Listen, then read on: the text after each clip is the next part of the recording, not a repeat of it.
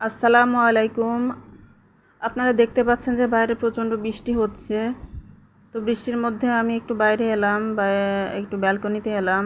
তো আমি গাছগুলো একটু দেখছিলাম। তো এই বৃষ্টির ভেতরে আমার ছোট মেয়েটা ও পরীক্ষা দিতে গেল। আমার ছেলে ওকে নিয়ে গেল। তো ওর যেহেতু পরীক্ষা চলছে 11:30টার থেকে ওর পরীক্ষা শুরু হয়। তো ঠিক 11:30টার দিকেই কিন্তু বৃষ্টিটা শুরু হয়েছে। তো এখন কি করা, বৃষ্টির ভিতরে রেইনকোট পরে ছাতা মাথায় দিয়ে আমার মেয়ে আর ছেলে দুজন গেল। তো খুবই খারাপ লাগছিল যে বৃষ্টি এমনও সময় আসলো যে ঠিক পরীক্ষার টাইমেই আসলো, একটু আগে কিংবা একটু পরেও আসলো না। তো এখন রিক্সা পাবে কি না জানি না। যাই হোক, তো আমি এখন আমার ছেলে মেয়ে চলে যাওয়ার পর আমি এখন চা খাচ্ছি একটু। তো বৃষ্টি দেখতে দেখতে চা খেতে আমার অনেক ভালো লাগে, তো এই জন্য একটু চা খেয়ে নিচ্ছি। তো সারাদিনের আর কোনো কাজকর্ম কিছু রেকর্ড করা হয়নি, একবারে রাত্রে থেকেই আবার ক্যামেরাটা ওপেন করলাম। তো এখন আমি একটু রান্না বান্না করব, তো সেটাই একটু আপনাদের সাথে শেয়ার করব। তো আমি চিচিঙ্গা দিয়ে চিংড়ি মাছ দিয়ে আর কাঁঠালের বিচি দিয়ে একটা তরকারি রান্না করব, আর শুটকি দিয়ে কাঁঠালের বিচি দিয়ে ভুনা করব। তো সেই দুটো রেসিপি আপনাদের সাথে একটু শেয়ার করব, তো আপনারা দেখতে থাকুন। তো প্রথমে চুলায় কড়াই বসিয়ে দিয়ে সে তেল দিয়ে দিয়েছি, তারপর রসুন কুচি দিয়ে দিলাম। রসুন কুচি দিয়ে সামান্য একটু ভেজে নিয়ে এর মধ্যে পেঁয়াজ কুচি দিয়ে দিব।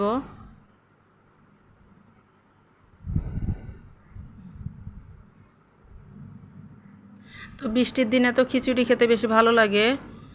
তো দুপুরবেলা বাচ্চাদের জন্য চিকেন ছিল, তো ওটা দিয়ে বাচ্চারা সবাই খেয়েছে।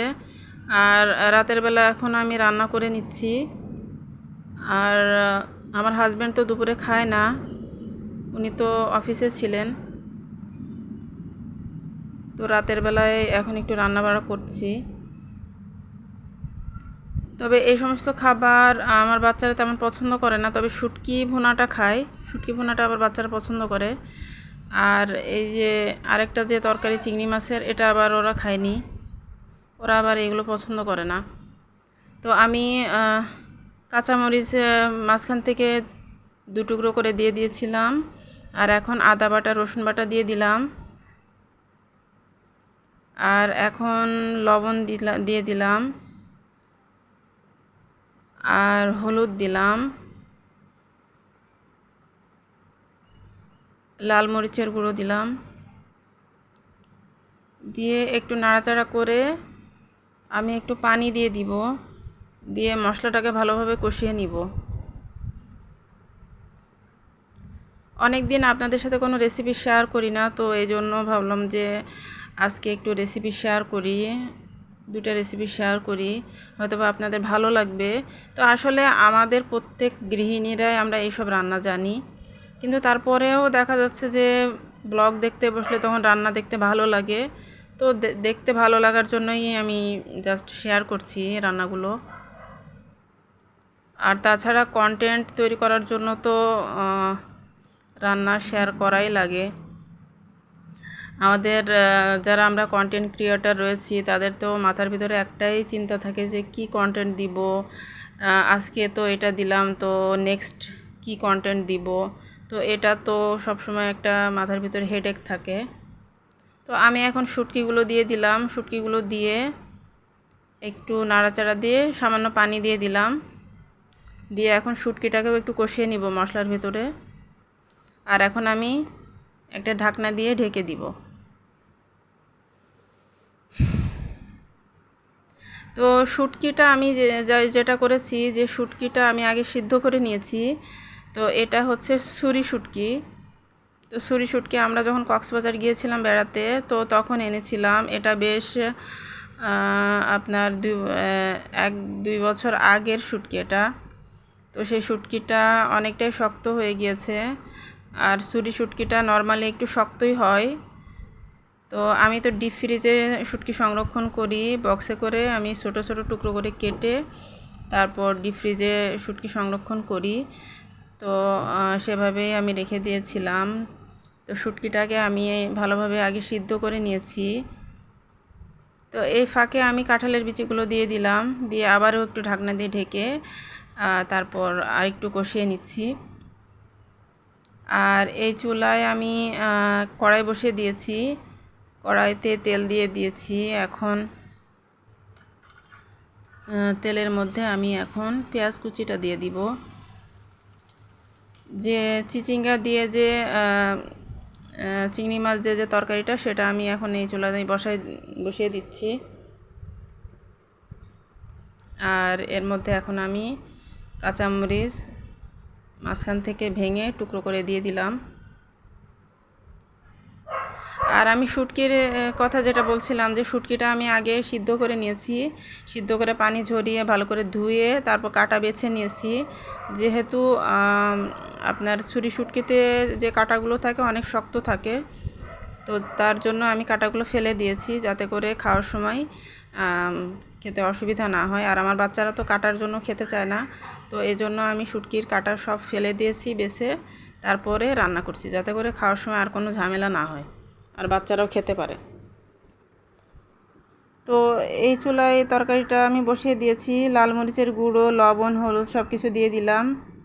দিয়ে তারপর এর মধ্যে আমি এখন একটু আদা বাটা আর একটু রসুন বাটা দিয়ে দিব। তো আদা বাটা রসুন বাটা দিয়ে একটু নাড়াচাড়া দিয়ে সামান্য একটু পানি দিয়ে মশলাটাকে আমি ভালোভাবে কষিয়ে নিব। তো আর আমার যেটা সমস্যা, যেটা প্রবলেম, সেটা হচ্ছে যে আমি কথা বলতে গেলে আমার কথা আটকে যায়। আর আমি এত ভালো ভয়েস ওভার করতে পারিও না। অন্য ভাবিরা বা অন্য আপুরা যারা কন্টেন্ট ক্রিয়েট করেন, তাদের ভয়েস ওভার করা খুবই সুন্দর হয়, কিন্তু আমি অত সুন্দরভাবে ভয়েস ওভার করতে পারি না। আর আমি যখন ভয়েস ওভার করি তখন আমি কথা খুঁজে পাই না যে কি বলবো। আমি জানি না অন্য যারা আছেন ব্লগিং করেন তারা কিভাবে কথা বলে, তারা এক নাগাড়ে কথা বলেন, কিন্তু আমি পারি না। আর আমি কোনো কিছু লিখেও নিই না। কেউ লিখে নিয়ে কথা বলেন কিনা তাও আমি জানি না, বাট আমি তো কোনো কিছু লিখে নিই না। আমি জাস্ট মুখে যেটা মনে যেটা আসে সেটাই আমি বলতে থাকি। আর অনেক সময় আমার কথা শেষ হয়ে যায়, আমি কি বলবো সেটা ভেবে পাই না।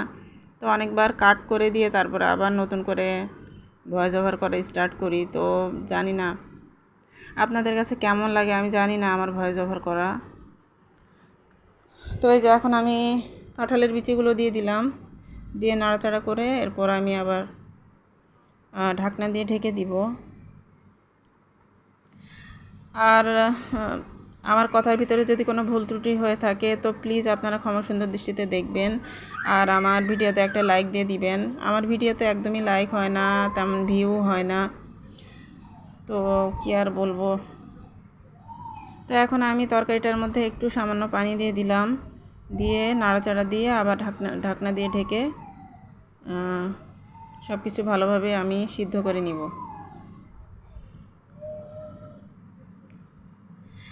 আর তাছাড়া আমি ইউটিউবিং করি শুধুমাত্র আমার শখের বশে। অ্যাকচুয়ালি আমার যে পরিস্থিতি বা আমার ফ্যামিলির যে অবস্থা, তো সেটা আলহামদুলিল্লাহ আল্লাহ তালার কাছে অশেষ শুকরিয়া জানাই সব কিছুর জন্য, যে আল্লাহ তালা আমাকে অনেক ভালো রেখেছেন, অনেক ভালো অবস্থায় রেখেছেন। তো অনেকের আছেন যে যারা টাকার জন্য ইউটিউবিং করছেন, যাদের ফ্যামিলিকে সাপোর্ট করার জন্য বা ফ্যামিলির প্রয়োজনের জন্য। তো আমার আসলে সেরকম কোনো কিছুই নেই। আমার হাজব্যান্ড আমাকে পারমিশন দিয়েছেন এটা করতে। তো উনি জানেন যে আমি আসলে খুবই পছন্দ করি ইউটিউবিং, আর আমি এটা আমার সম্পূর্ণ শখের বশে, আমার কাছে করতে ভালো লাগে এজন্য। তো তার জন্যই আমি আসলে ইউটিউবিং করি। আর আমি যদি না করি তাতেও আমার ফ্যামিলির কোনো প্রবলেম হবে না, বা তাতে কোনো কিছুই হবে না। তারপরেও আসলে আমার ভিডিওতে যদি ভিউ বেশি হয় তখন আমার কাছে ভালো লাগে, আর যখন দেখি যে ভিডিওতে ভিউ কম হয়েছে তখন আবার অনেক খারাপ লাগে। এটা সম্পূর্ণ আমার ব্যক্তিগত ব্যাপার স্যাপার আর কি। তো এই যে তরকারিগুলো প্রায় হয়ে এসেছে। পাশের চুলায় শুটকিটা হচ্ছে, আর এই চুলায় চিচিঙ্গা তরকারিটা হচ্ছে। আর এখানে আমি একটু জিরা সরিষা বাটা দিয়ে দিলাম 1 চা চামচের মতো। তো এটা দিলে কিন্তু তরকারির স্বাদটা অনেক গুণ বেড়ে যায়। আর আমাদের অঞ্চলে আমরা যশোর ঝিনাইদার মানুষ, আমরা সব সময় কিন্তু জিরা সরিষা বাটা এটা তরকারিতে আমরা দিয়ে থাকি। এটা নামানোর আগ দিয়ে দিলে এটার একটা ফ্লেভার পাওয়া যায় তরকারির মধ্যে, তো তখন খেতে অনেক ভালো লাগে। আর এই যে আমার শুটকি ভুনাটাও প্রায় হয়ে এসেছে। এই যে আমার কথা আটকে যায়, কথা বলতে বলতে আমার কথা আটকে যায়। তো আজকে আমি একটানা বা ওয়ান টেকেই আমি ভয়েস ওভারটা করেছি, যে ভাবলাম যে ভুল হলে হবে, তারপরেও আমি কাট করব না, রিটেক করব না আমি। তো জিরার গুঁড়ো দিয়ে দিলাম, দুইটা তরকারিতেই জিরার গুঁড়াটা দিয়ে দিলাম, দিয়ে নাড়াচাড়া দিয়ে এখন আমি নামিয়ে নিচ্ছি। তো আমার হয়ে গেল দুইটা তরকারি। আমার এই তরকারিগুলো আপনাদের কাছে, এই রেসিপি দুটো আপনাদের কাছে কেমন লেগেছে প্লিজ কমেন্ট করে জানাবেন। এটা এই যে শুটকির ভর্তাটা, এটাও অনেক ভালো হয়েছিল খেতে, আমার হাজব্যান্ড অনেক পছন্দ করেছেন আর আমার বাচ্চারাও। আর এই যে চিচিঙ্গা তরকারি, এটাও কিন্তু আমার হাজব্যান্ড অনেক পছন্দ করেছেন। তো উনি বলেছিলেন যে দুইটা তরকারি অফিসে দিয়ে দিও, তো পরদিন আমি অফিসে দিয়েও দিয়েছিলাম দুইটা তরকারি। তো এগুলো আমাদের রাতের খাবার। আমি ডাল রান্না করেছি, ইলিশ মাছ ভাজা করেছি, আর দুপুরের চিকেন ছিল। তো আমরা খাওয়া দাওয়া করে নিয়েছি। তো আজকের মতো এখানেই বিদায় নিচ্ছি। আমার ভিডিও যদি আপনাদের কাছে একটু ভালো লাগে তো আমার চ্যানেলটাকে সাবস্ক্রাইব করে প্লিজ আমার পাশে থেকে যাবেন। আর আজকের মতো এখানেই বিদায়। আল্লাহ হাফেজ, আসসালামু আলাইকুম।